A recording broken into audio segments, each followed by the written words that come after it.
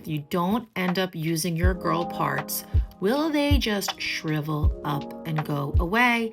The problem is that we just got to learn a little bit more. So come join me and we're going to get the job done here.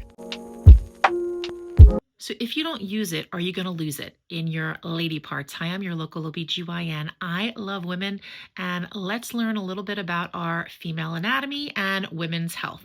So what I hear from women is that they're concerned that if they haven't been intimate or they haven't done anything down there for quite some time, that it's just going to shrivel up and go away forever. Now, is this true? If we break this down, we need to understand a little bit about what our anatomy does.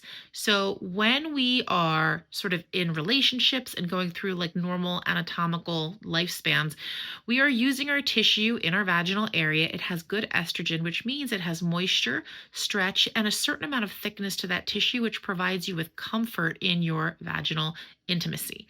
But when you start to go through perimenopausal and menopausal changes and the estrogen goes down, that tissue is very, very sensitive. So it starts to get thinner. It starts to get more delicate. It does not want to stretch as much.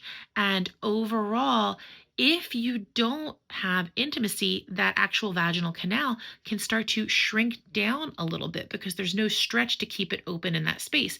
Does it mean that it will go away completely? No. I have seen vaginal openings that are so atrophied, meaning kind of like shrunken down from loss of estrogen, that you can't even put a pinky in that area for an exam. These are usually things that we can work through in order to sort of regain access and comfort for intimacy. Technically, if you don't use it, you could make it more uncomfortable to start resuming using that area. But if you add things like moisturizers and lubricants for intimacy, it will be helpful for just the general discomfort that happens with loss of estrogen.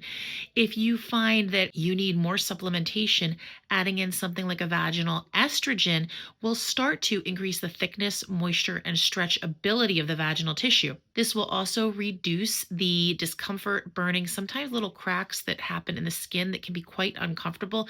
You can't actually see them, but it does happen.